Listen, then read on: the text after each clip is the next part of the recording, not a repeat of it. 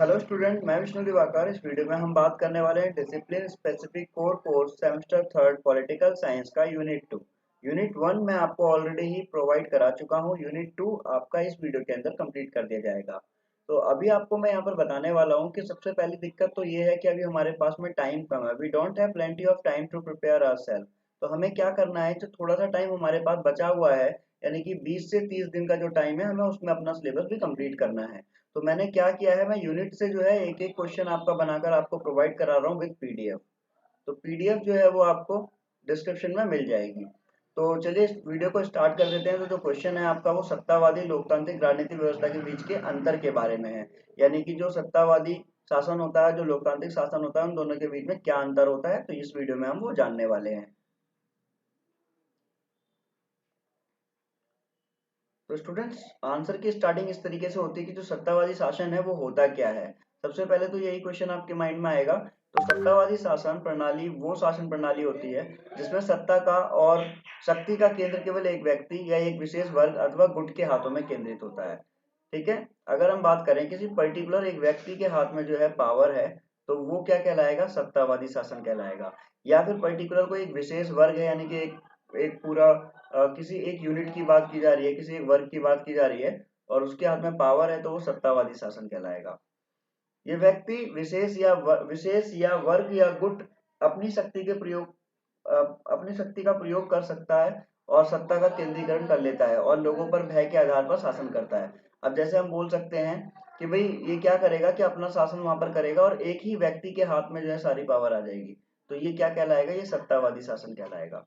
चाहे वो पूरा विशेष वर्ग हो, या वो पूरा गुट हो, या फिर कोई एक व्यक्ति हो।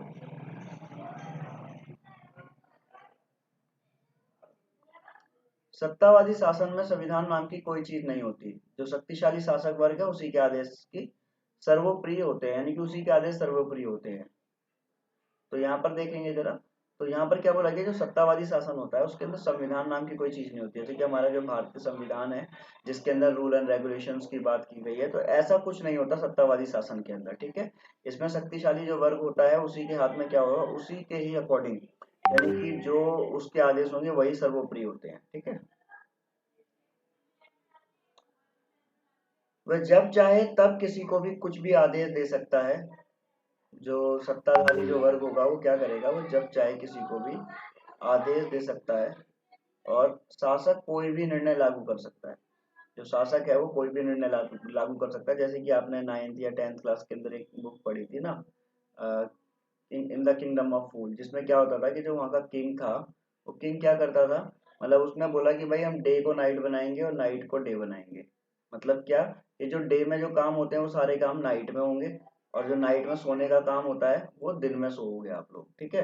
तो इस तरीके की कुछ आपने चीजें भी समझी होगी। तो यहाँ पर यही है कि उसने जो बोल दिया वही आपका अंतिम निर्णय कहलाएगा।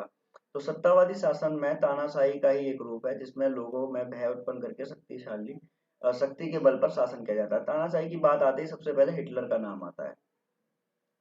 ठीक है। हिटलर एक ऐसा एक शासक था जो कि तानाशाही था, जिसने क्या करा, वो अपने अकॉर्डिंग ही सब कुछ चलाता था। उसी के ही कानून होते थे, उसी के ही द्वारा चलाई गई, मतलब हर चीज जो है उसी के अंडर में होती थी। ठीक है। सत्तावादी शासन आम जनता के हित में ना होकर शासन वर्ग के हित में होता है।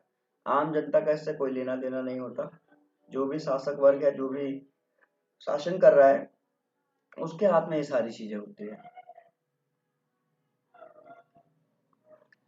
सत्तावादी केवल अपनी सत्ता को कायम करने के लिए वह हर संभव प्रयास करता है जिससे उसकी सत्ता कायम रहे, चाहे उसमें जनता का अहित ही क्यों ना हो। मतलब चाहे जनता इसके अंदर मारी जा रही है, जनता जो परेशान हो रही है, बट इस चीज पर कोई भी ज्यादा ध्यान नहीं दिया जाता। बस उनको ये लगता है कि जो उनकी सत्ता है वो कायम रहे, और वह इसकी परवाह भी बिल्कुल नहीं करते हैं। तो सत्तावादी शासन समानता, व्यक्ति स्वतंत्रता, भेदभाव, समुचित न्याय आदि जैसे सिद्धांतों में विश्वास नहीं रखता। यानी कि सत्तावादी शासन के अंदर किसी भी प्रकार की समानता की, व्यक्तिगत स्वतंत्रता की या भेदभाव, किसी प्रकार की कोई सिद्धांत की विश्वास रखने वाली बात यहाँ पर होती ही नहीं है। सत्तावादी लोकतंत्र में शक्तियों का अत्यधिक केंद्रीकरण हो जाता है, जिसमें तानाशाह सरकार कभी भी कोई भी निर्णय ले सकती है। तानाशाह आपको मैंने बता दिया, तानाशाह का नाम जब भी याद आए तो आपको हिटलर का नाम याद रखना है। ठीक है। आगे चलते हैं हम। अब लोकतांत्रिक राजनीतिक व्यवस्था क्या है? अभी तक हमने क्या पढ़ा? सत्तावादी। अब हम पढ़ेंगे लोकतांत्रिक राजनीतिक व्यवस्था। और इसकी जो पीडीएफ है, जो मैं आपको ऑलरेडी बता चुका हूँ कि जो इसकी पीडीएफ है वो आपको डिस्क्रिप्शन में मिल जाएगी। ठीक है, वो आपको डिस्क्रिप्शन में आपको मिल जाएगी।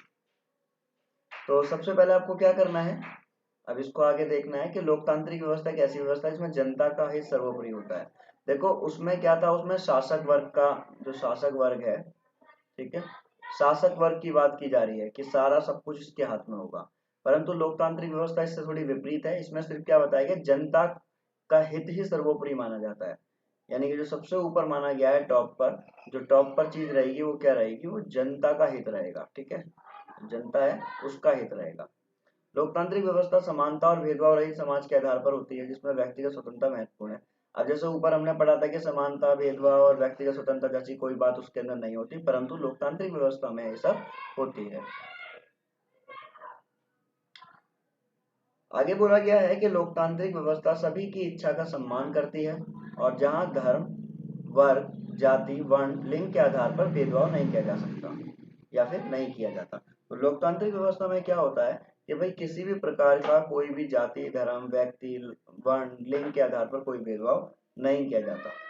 लोकतांत्रिक व्यवस्था का हित जनता में निहित होता है। ये चीज हम पहले ही ऑलरेडी बात कर चुके हैं कि उसके अंदर सिर्फ वर्ग का ही हित होता है, इसके अंदर सिर्फ जो है जनता का हित होता है। और लोकतांत्रिक व्यवस्था में किसी विशेष व्यक्ति, विशेष वर्ग या विशेष गुट का शासन नहीं होता, बल्कि जनता द्वारा चुने गए प्रतिनिधि शासन का संचालन करते हैं। तो लोकतंत्र से तो आप पहले ही जान चुके होंगे, जनता का, जनता के लिए और जनता के द्वारा चलाया गया शासन क्या कहलाता है, लोकतंत्र कहलाता है। जो जनता की इच्छा के अनुसार ही उस पद पर कायम रहते हैं, जनता जब चाहे उन्हें अपने पद से हटा सकती है। ये क्या कहलाएगा, लोकतंत्र आपका। अब लोकतांत्रिक व्यवस्था में एक तरफा निर्णय नहीं लिए जाते और सभी का सम्मान करते हुए निर्णय लिए जाते हैं। लोकतांत्रिक व्यवस्था में ऐसे निर्णय लिए जाते हैं जो सबका स्वीकार्य, सबको स्वीकार्य हो। तो यहाँ सबसे पहली बात की गई है, जो आपकी डेमोक्रेसी है, यानी कि जो लोकतंत्र है, वो थोड़ा सा अलग है किससे, ठीक है, सत्ता से। अगर हम सत्ता की बात करें और लोकतंत्र की बात करें तो दोनों चीजों में फर्क है। तो जैसे हमने इसके अंदर सबसे पहला पॉइंट पढ़ा वो बिल्कुल डिफरेंट था, और जो लोकतांत्रिक व्यवस्था पढ़ी वो बिल्कुल अलग थी। तो आई होप आपको वीडियो समझ में आई होगी, और इसकी जो पीडीएफ है वो आपको डिस्क्रिप्शन में मिल जाएगी। Thanks for watching.